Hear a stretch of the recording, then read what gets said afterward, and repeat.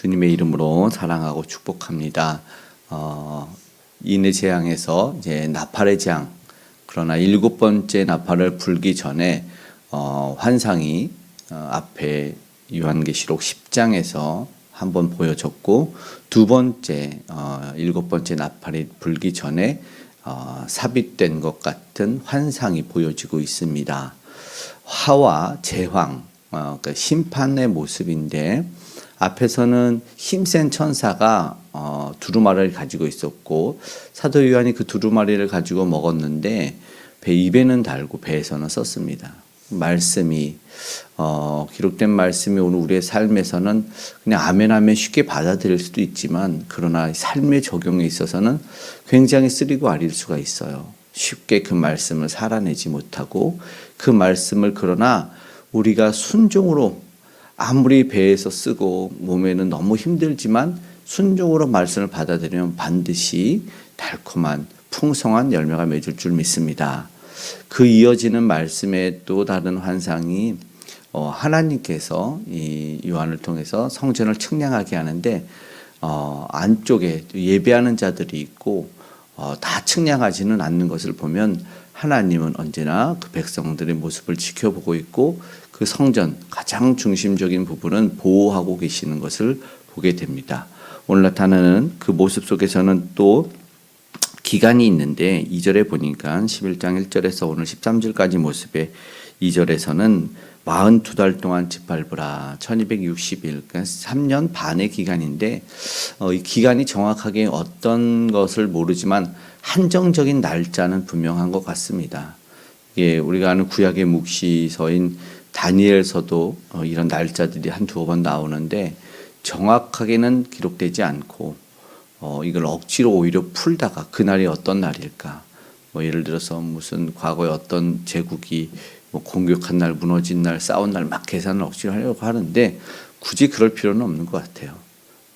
베드로의 말씀 3장 16절에는 억지로 풀려다가 스스로 망하느니라는 말 표현이 있거든요.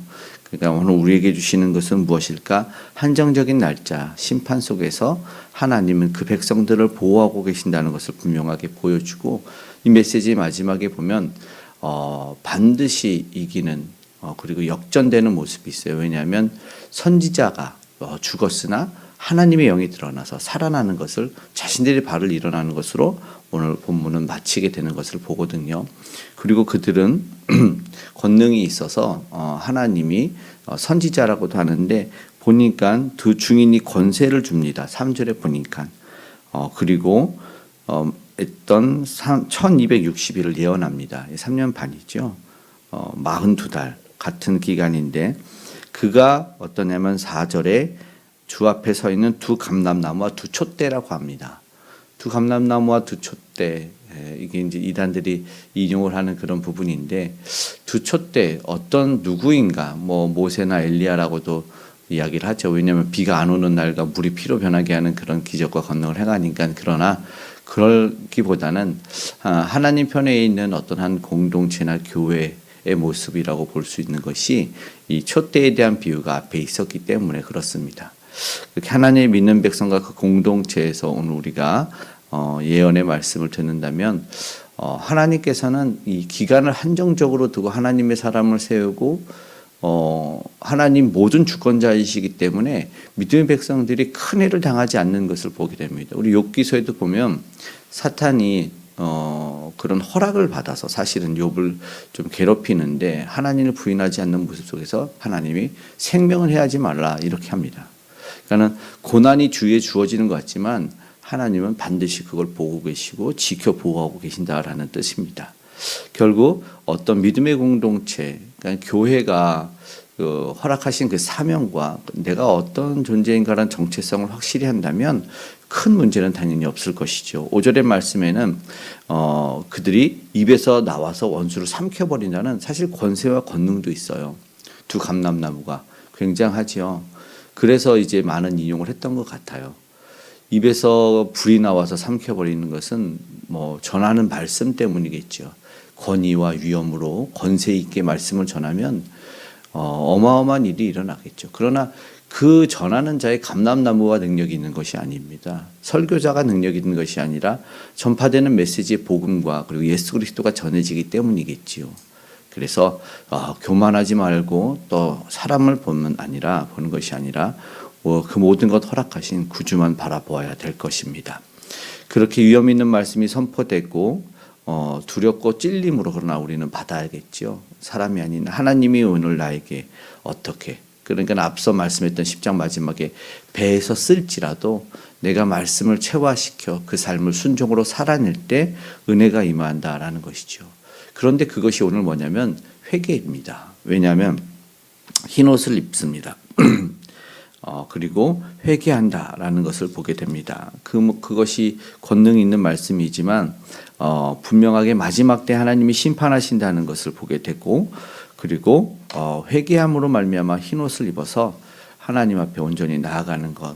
그래서 어쩌면 이 성전 앞에 있는 그 영역이 앞에 보여졌는데 그것을 벗어나고 감람나무와 같은 존재로서 하나님의 위엄과 권세를 받아서 믿음 백성들은 살아갈 수 있는, 그러니까 마지막 때 심판이 아니라 마지막 때 위엄 있는 하나님의 사람들로 살아가기를 오늘 우리가 기도했으면 좋겠고, 6절에 그 권능의 모습이 나오고 하늘을 닫아서 예언하는 날 동안 비도 못 오고 그리고 물이 피로 변하는 그런 권능과 재앙, 이것 때문에 이제 이 두 감람나무는 엘리야나 모세 이렇게 한정하는 것 같은데, 중요한 거는 권세와 능력이 하나님에게 있는 것이겠지요. 그들을 보는 것이 아니라. 그래서 세상은 모릅니다. 그러나 세상은 사람을 볼 수도 있고, 이때 무적행으로 올라오는 짐승이 있어서 이것도 사실은 허락 안에 있는 것이겠지만 두려운 심판이라는 걸 알 수 있습니다. 앞에 무적행이 그 끝없는 구덩이 속에서 나오는 이가 있었는데 또 나와서 이들을 쓰러뜨리는데, 그러나 쓰러지지만 쓰러지지 않는다는 것을 알아야 됩니다. 그러니까 공격도 오고 교회가 어려움도 오고 신앙생활 하다 보면 문제도 있어요. 없지 않습니다. 그러나 오늘 우리는 알고 있어요. 끝까지 신앙으로 주님을 붙들어야 된다는 사실을 말이죠. 그래서 사람들은 그 시체를 보니까 그들이 지는 것 같고 죽었어요. 9절에 보니까. 근데 장사를 못하고 그냥 두는 거예요. 좀 안타까운 모습처럼 보여지죠. 그들을 건들 수도 없었던 것 같아요. 그러나 이 두 증인에 대한 어쩌면 나름의 사람들이 뭐 어떤 감정이 있었는지 분노가 있었는지 모르겠지만, 아니면 정말 졌다. 무적행에 나오는 그런 어떤 위험 있는 자에게 졌다라고 볼 수 있지만, 그러나 그런 오해는 믿지 않는 자들의 특징을 보여주는 것이죠. 세상은 잔인하고 건드리지 못하고, 그러나 다시 한번 끝까지 신뢰함을 볼 때 11절이죠. 3일 반 후에, 요한계시록 11장 11절, 3일 반 후에 하나님께로부터 생기가 그들 속에 들어가매 그들이 발로 일어서서 구경하는 자들이 크게 두려워하여. 이걸 뭐라고 합니까? 우리 믿는 자들에 대한 역전이죠. 예수 그리스도가 보여주셨죠. 무덤에서 부활하신, 수의가 필요 없으신, 무덤 문이 열려버린, 빈 무덤을 만드신, 동일하게 그들이 죽였다고 승리했다고 세상은 생각하지만 믿음의 사람들은 반드시 이기고 승리하는 역전되는 모습을 보여줍니다. 끝내 이기리라라는 것을 오늘 이 상징 가운데 일곱째 나팔로 나아가 이 다음에 나팔 재앙으로 나아가기 전에 반드시 한 번 더 보여주고 소망을 전하는 것입니다. 10절에 보니까 땅에 사는 이들 죽음을 기뻐하고 즐거워해서 예물까지 보냈다고 했습니다. 어쩌면 가시 같은 존재였지만 그러나 아니었습니다. 자기들은 승리했다 기뻐해서 착각했지만 그들은 절대 그러지 않고 오히려 하나님은 믿는 백성에게 승리를 안겨주시는 것을 봅니다. 12절에 하나님은 원수들에게 어쩌면 권위를 줬지만 두 증인의 부활 승천이 승리자가 누구인지 패배자가 누구인지 보여주죠. 하늘로 올라가는 모습, 구름을 타고 올라가는 모습이 12절에 보이고, 중요한 원수들도 구경하리라. 원수들의 목전에서 상을 차려주시는 것처럼 그렇게 이기고 승리하는 모습이 요한계시록에도 앞에 사실은 나왔었죠. 라우디아계의 승리를 보여줄 때 나왔었고, 13절에 큰 지진이 나고 죽은 자들이 나고 영광의 하나님께 영광을 돌린다라는 것을 보여주죠. 누가 승리자고 누가 마침내 부활 승리를 주시는지를 보고 결국 오늘 우리의 삶 속에서도 지켜주시는 분이 반드시 계시다는 걸 알았으면 좋겠습니다. 교회를, 믿음을, 신앙을, 그 공동체를 반드시 하나님께서는 붙들어 주시고 어려움과 위험이 없다라고 말하지 않습니다. 오히려 세상은 이 요한계시록에 비춰지는 것보다 더 악할 수 있습니다. 더 괴롭힐 수 있습니다. 믿는 자를 핍박할 수도 있습니다. 그러나 끝내 오늘 우리가 믿음을 지킨다면 하나님 반드시 이러한 승리를 우리에게 주실 줄 믿습니다.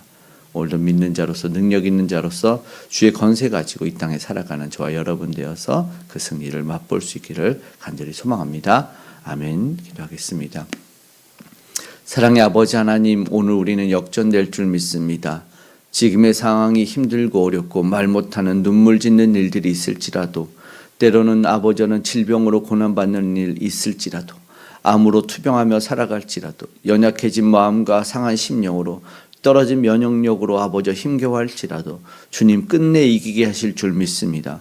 역전되리라 믿습니다. 주여 우리를 승리케 하여 주시고 주의 이름을 붙드는 자들에게, 부르는 자들에게 은혜를 더하여 주시옵소서. 세상은 알지 못하는 그 평강을, 아버지 그 승리의 기쁨을 우리가 맛볼 줄로 믿사오니 도와주시고, 그 이름이 온전히 오늘도 낙심한 이들에게, 아버지 하나님 싸워 다투고 있는 그 모든 이들에게 흘러갈 수 있도록 도와주시옵소서. 아직도 전쟁을 멈추지 않고 아직도 총칼로 위협하는 이들 하나님 불쌍히 여겨 주시옵소서.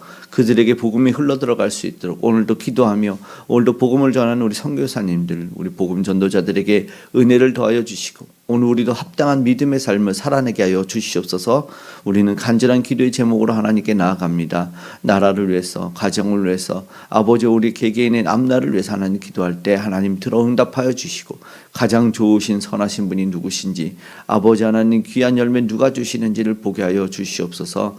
아버지 날씨는, 아버지 외적으로 환경은 추워지기도 하고 어려워지기도 합니다. 강팍해집니다. 하나님 그 가운데 아버지 신실한 믿음을 지키고 우리 주님을 아버지 변함없이 예배하고 찬양하는 우리가 되게 도와주시옵소서.